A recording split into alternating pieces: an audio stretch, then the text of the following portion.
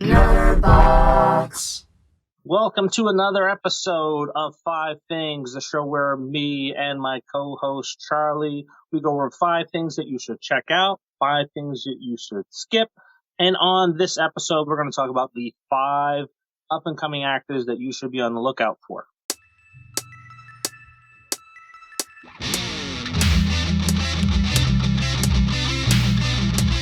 I am inevitable.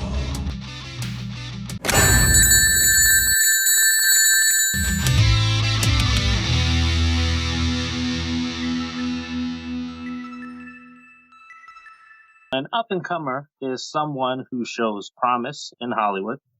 Boy's gonna be a star.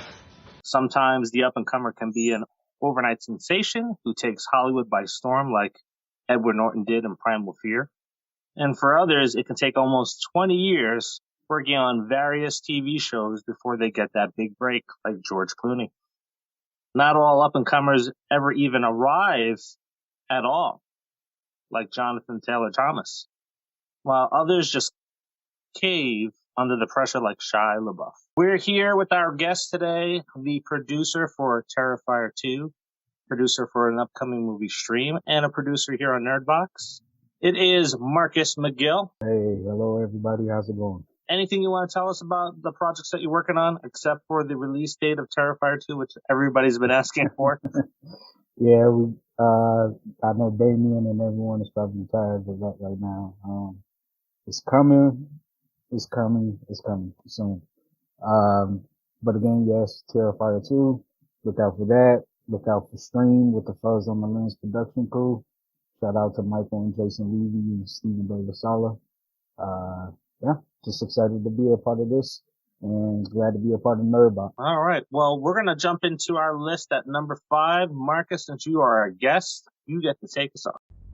For my number 5 of upcoming actors or actresses, I have Shahadi Wright Joseph. She is an actress known for Lion King, being the young voice of young Nala. She was in the film Us, and she is currently on the Amazon Prime show Them. She was a knockout in Us. So she played the daughter. I can't think of the character's name right now, but just the scene with her doppelganger, especially when she was just running full speed and the character had issues of like, she felt like she was a failure at track. And so, you know, her doppelganger was just sprinting like she was Flojo. So it was just amazing when she came off extremely creepy in that scene. Yeah, I think that's a good pick to start your list off. Okay. So, I'm going to tell the fans right now.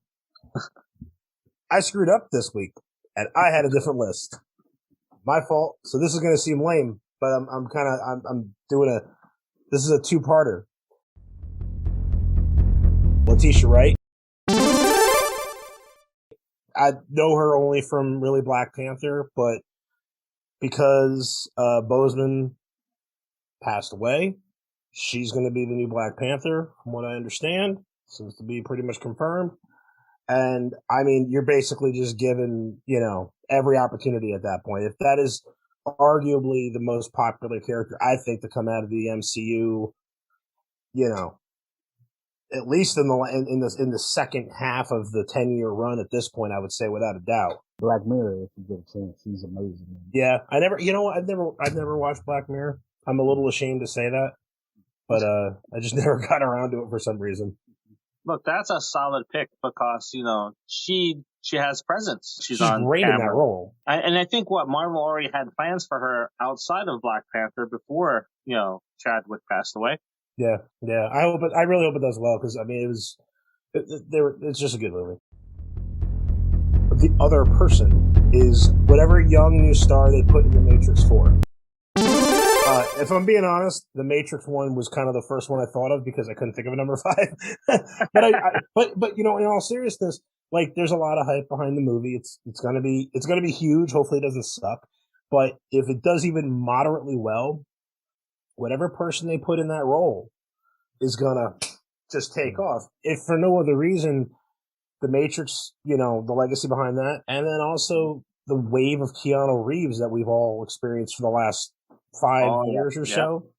I mean, that guy just doesn't make bad movies ever, really, but anymore for sure. Whoever that person ends up being is going to ride that wave. So that's kind of a cheat, I'll admit, but I stand by Letitia, right? Mr. David, what do you got? Well, this is the only youngster on my list. She's currently 16 right now. It's Lulu Wilson from Ouija, Origin of Evil. She was a little girl in that movie. She was in House on Haunted Hill.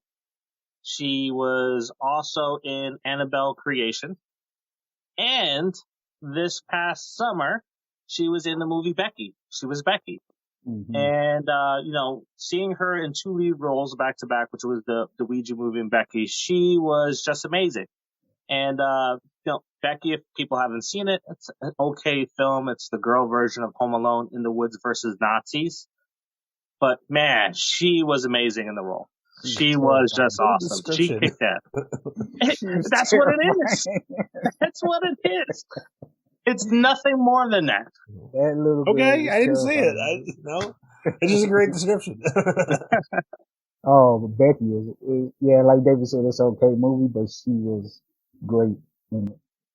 It was a dud of a movie, which I think they could have really did. I think they were afraid to pull the trigger on, especially because Kevin James was the Nazi in it, and I don't think they wanted to make him too evil. What? Did you just say? He dude, put it like this: he pulled a Robin Williams of sort. So so imagine like all those years of growing up on Robin Williams, and then you see him in Insomnia in a 1 hour photo. Yeah. Like, holy hell, 1 hour it's kind of photo, like that. Yeah. 1 hour photo legit freaked me out because I worked at Walmart at one time. Mm-hmm. And it made me start looking at that photo counter guy just like, what are you doing when we're not in the break room together, So my number 4 is Jodie Turner-Smith. You all are familiar with her. She, I think she has, potential to somewhat be a leading lady, if not the, best supporting actress. She was amazing in Queen and Slim. Came out late last year. Currently, she's in the Without Remorse, starring opposite Michael B. Jordan. I just saw that the other night. She's a British actress. Aren't they all? Great to turn on that American accent and take all the roles, American roles. Zendaya. Ah, okay. And obviously, we know her from the Spider-Man movies. Yeah. I'm going to tell you what made me think of it. This is sounds so stupid, and maybe you'll relate because you got a bunch of kids. But my daughter watches a ton of Disney Plus, and her show right now is Lacey Undercover, which is the Zendaya show, where apparently her whole family is a bunch of spies. And they work for the agency. And that's the whole show. But if I'm being honest, so the Spider-Man movies, I was never super blown away by her performance, and everyone I guess there was a thing where she got cast, it was this big freak out, whatever. I'm like, okay, I don't have any idea what she is. Watching this show, as stupid and as Disney kind of popcorn as it is, this girl is probably going to be around for a while. I just got this funny feeling. She's kind of funny in some parts where the rest of the show is just whatever. But she's going to be around for a while. I just got this gut feeling. So that's my number 4. My daughters, they started watching Shake It Up, which was the show before that, where she was a choreographer and a dancer and everything like that. It's like her and her best friend or something like that. Yeah. But I just you can't help but watch it because you're just the kids take over the living room. And once in a while I find myself kind of laughing because her timing is good. Her comedic timing is there. And then, she's got a little bit of drama in her that you see in the Spider-Man movies. I will say that, I was one of those people that wasn't a big fan of her in the 2 Spider-Man films. And it's not just because she's not portraying a traditional MJ. It's just she comes up kind of dry to me. I saw the movie and I'm I kind of thought her acting was flat. Yeah. She had that very because she's got like that new age. I don't want to call it goth, but like that, like goth now is like a gray sweatshirt and just meh the whole time. Yeah. And that's what she had. She was very meh. I'm not that impressed. Meh. Yeah. And that's all. That's what I saw her as. So I'm like, okay, I guess she's a big deal for that. This sucks. Our kids are fucking going to hell. Well, she really is night and day when, if you ever get a chance, watch her in Euphoria. Okay. And Malcolm and Marie, starring opposite John David Washington. She is amazing. Okay. It's like, it goes from being a teenage goth to being like a grown woman, living with grown woman issues, Well, it's like night and day. I think she needs a shot to lead a movie. Malcolm and Marie is her lead, and Euphoria is her lead. But like a breakout, like they just got to give her the keys basically to the Ferrari, so to speak, and just give her even if it was, I don't know how they would do it, but just some kind of property where she can be a leading lady in it, and then really just kind of show off her stuff. But that's why I'm like kind of disappointed that a lot of people, Netflix fails at promoting things, because her performance in Malcolm and Marie, it came out in February, and tons of people still haven't seen it or even heard of it. Her performance was just like, you're like, wait a minute, that's the same girl that's in the Spider-Man movies and comes from Disney, Yeah. It's like, you're like, whoa, So, that should have been her big break. Number 4 is Olivia Cooke. So many people may know her from the Psycho TV series, where she was the girlfriend on Oxygen. She was in the first part of the Ouija movies, and she was in Ready Player One as the lead in Ready Player One, and she was recently in The Sound of Metal, where she changed her entire look for that film, and I was like, wait a minute, she looks familiar. And we looked her up, and it's like, no, that's Olivia Cooke. So I was like, wow. So I'm thinking with the attention that Sound of Metal got, that, it's time to see her maybe get into some bigger roles. And of course, you got Ready Player 2 coming out. Now, I may have dropped the ball this week. I understand. I owe everybody a big old apology. Most of all, myself. I let myself down, too, by not having my proper list. But I threw it together. I pulled myself together, just like you can pull yourself together. Get off that couch. Grab your mobile. Go for a walk. But while you're doing it, make sure you get your headphones on. You listen to this podcast. Now, here's what I need you to do. You need to hit that like button. You got to subscribe.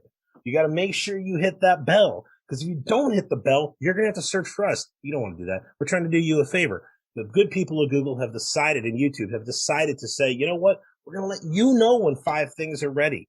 And 5 things have a new episode.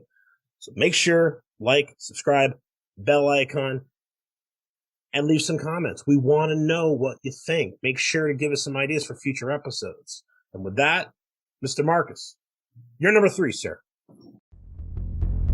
So, my number 3 is someone that is very familiar, and you've seen her in a lot of things. That is Anya Taylor-Joy. She's been around for quite some time, but I feel like her roles she's becoming a household name now. She's being featured in a lot of things, from X-Men and Mutants to Peaky Blinders, The Witch, Morgan, and as of late, the popular Queen's Gambit. I think X-Men kind of is the lower spectrum of that entire list. Yeah, definitely. Isn't that a shame? Isn't that just a bitch? She was really good in that movie. It's a shame that movie didn't get a heavy push. Yeah.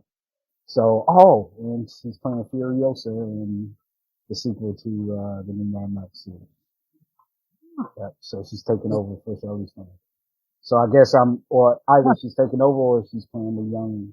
I was just saying, are they going to do like a prequel? Because that is a leap, my friend.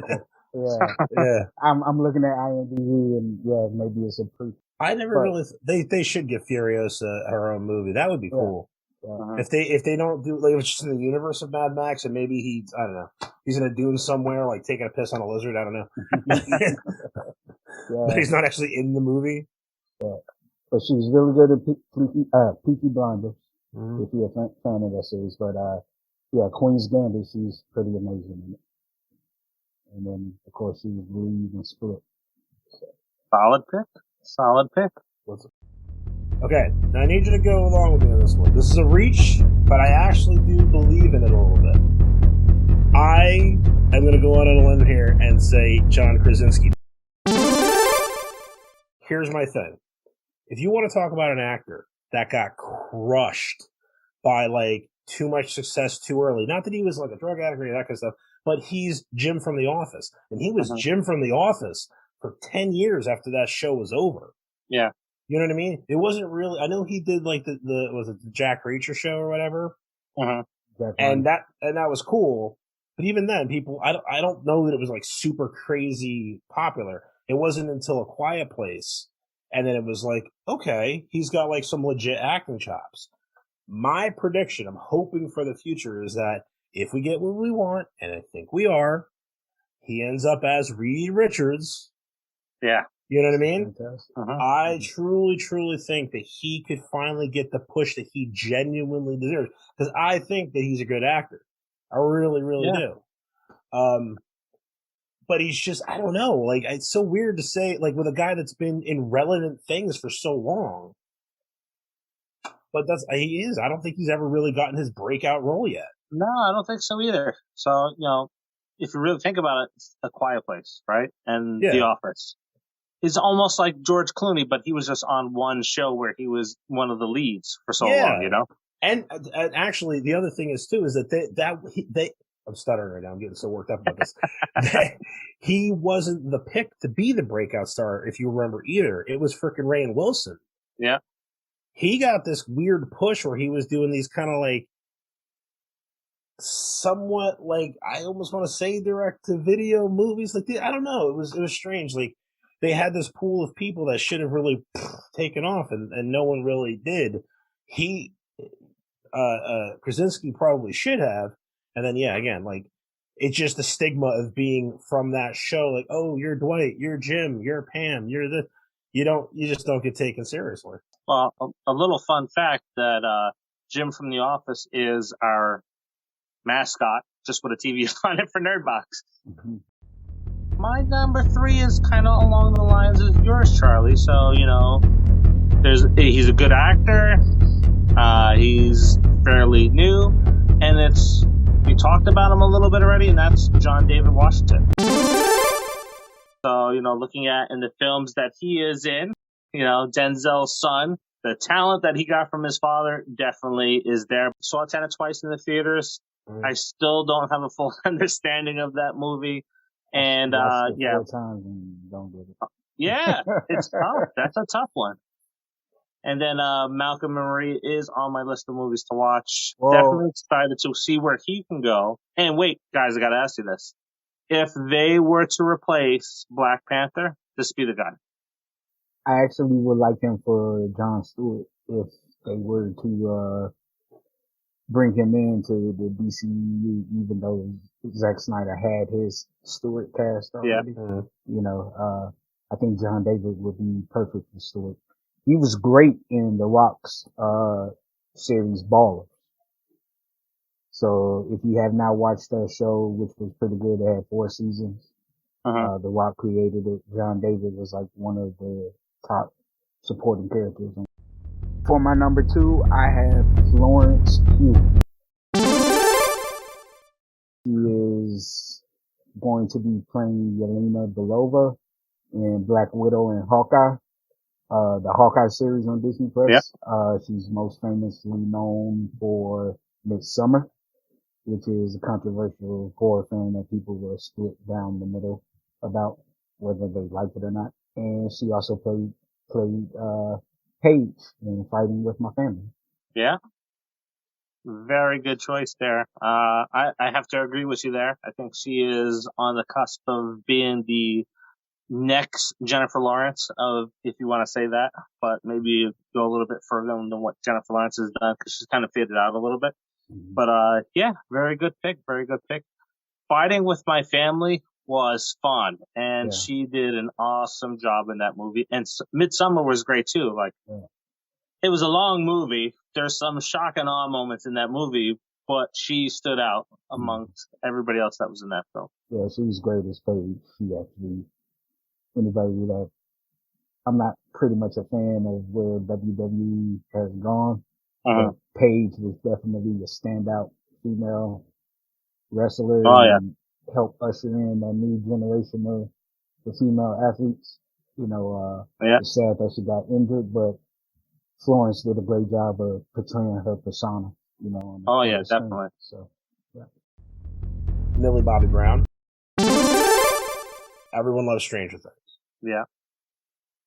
Godzilla movies, they're becoming kind of weak sauce. I'm not trying to talk shit about the Godzilla movies, but be honest, the human parts we can all do without, and it is what it is. Yep. And I think it's kind of, it gives her good screen time, and it's, maybe something to put on a resume. I don't fucking know. But at the end of the day, they're kind of stinkers as far as the acting goes, and most people agree with that. Stranger Things season 4, I don't know when we're going to get it, but right. I don't know. When it comes back, is it going to have the same impact do you think that the first 3 seasons had? She did stand out in the previous 3 seasons, but it's going to be like, I'm done with this. It's been like 3 years since we've seen the last one. I think they can. I think that what could ruin this, and this is not her, because honestly, she's getting older, so like it's noticeable when you watch, Godzilla vs. King Kong. But I think they can kind of like, I think everyone is on the same page with the pandemic that if they just decide to write in 2 years later, it would be fine.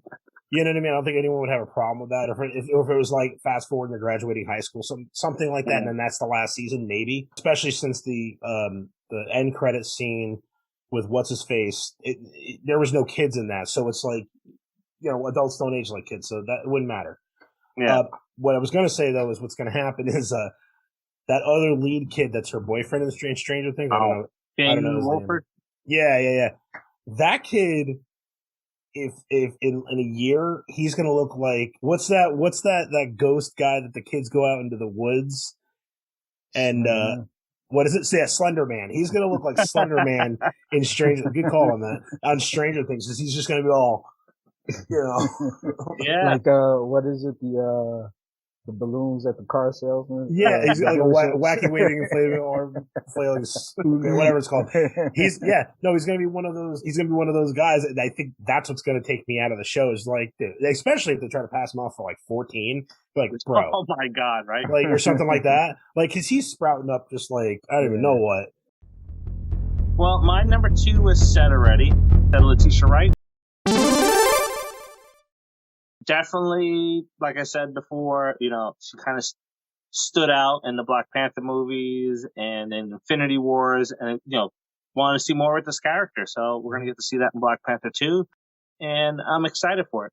One quick note that I just want to throw out there about her too that I forgot to mention earlier. I distinctly remember I saw Endgame and Infinity War both in the theaters, and I distinctly remember her parts where she was on screen, people in the back being like excited.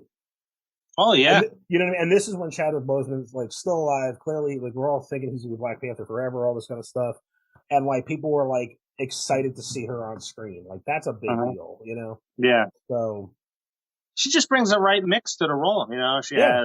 She makes it fun. Yeah, it's just great. So my number 1 was mentioned already by you, David. Mr. John David Washington. Denzel Washington's son himself. Huge standout. Black Klansman. He's making a name for himself. Recently, like you mentioned, Tenet, which we all don't know what the hell that movie was about, but he and Robert Pattinson were pretty great in it. As I mentioned, he was great in the Rock's TV series, cable series, Ballers, about NFL players, and Malcolm and Marie. He was exceptional in that, starring opposite Zendaya, you mentioned, Charlie. Yeah, he's one of those actors that's coming into his own. He has the presence of his father, in a sense. And I think he may even get to the level of his father. And if you're not looking at the screen and you hear his voice, you'll think that it's Denzel, cause he sounds just like his dad. And, not too many people know that he was actually, an NFL running back and played college ball. I actually didn't know that. Seen him play several times when he played at Morehouse College. That's where he graduated from. Yeah, as long as they don't do something stupid like the son of the Equalizer, and they have the two of them together. Right. You never know, man. Hollywood might start getting pretty desperate soon, Oh, yeah. They start running out of comic book titles to work with. You never know. Tom Holland. Even beyond Spider-Man and all that, he's doing, the Uncharted movie? Now, yeah. I had heard that he is not stoked about it. I guess he saw a screener or something. I didn't really read the whole article, but I guess he's not particularly happy with it. I mean, you never know. It could be clickbait, what I read. Really. But, no, he kind of falls into the, funny enough, kind of the Zendaya sort of thing, too, where he's like, for such a young guy to be given such an opportunity,